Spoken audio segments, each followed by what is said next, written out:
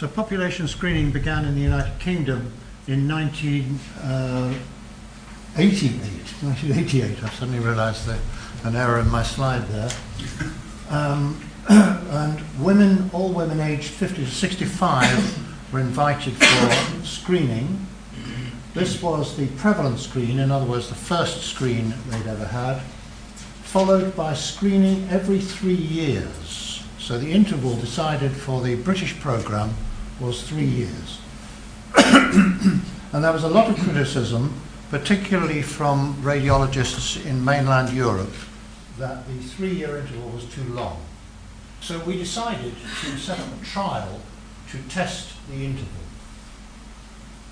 Between 1989 and 1996, nearly 100,000 women were invited to join the trial. Following the receipt of an invitation to the prevalence screen, they were randomised to a standard 3-year interval, that was the usual interval of 3 years, or to 3 annual screens, in other words, 3 intervals of 1 year. So it was testing an interval of 3 years, which was what had been decided for the British trial, against intervals of 1 year. Now the primary endpoint, because you can look at this in several ways, was in attenders to the prevalence screen, those women who'd attended the prevalence screen, when should they next be screened? Should they be screened 1 year later or 3 years later? And of course the important endpoint was breast cancer deaths.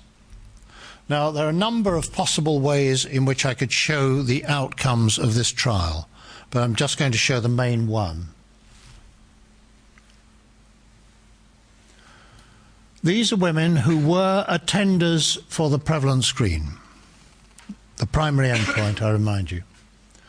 Diagnosed within 3 years of entry, diagnosed within 3 years of their entry into the trial. So it was testing, that was the test period, those 3 years, whether you should screen them just at the end of 3 years or whether you should screen them every year. So cancers diagnosed in the test period. Here are the numbers who had attended the prevalence screen. These are the number of deaths which occurred, or to put them another way, these are the number of deaths per 1,000 entered. Now you can see here that statistic is an easy one.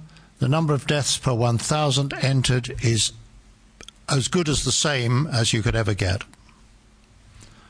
55 deaths in the control group, 50 deaths in the study group. Now for those of you who are statistically minded, this is a relative risk reduction in the study group of an average 7%, but in actual fact this figure is not statistically significant. To be statistically significant, it would mean that the upper and the lower limits here would both have to lie below 1. So the conclusion from this is that there is no significant reduction in breast cancer deaths in attenders to the prevalence screen from cancers diagnosed within 3 years of entry, whether you screen them every 3 years or whether you screen them every year. There is therefore no justification for shortening the standard 3-year interval to 1 year or even 2 years. The cost of annual screening in the United Kingdom is £80 million per year. And so we have in fact saved the Department of Health £160 million for every screening round. So the answer, no justification for shortening the interval. The interval is correct and it is clearly the most cost effective.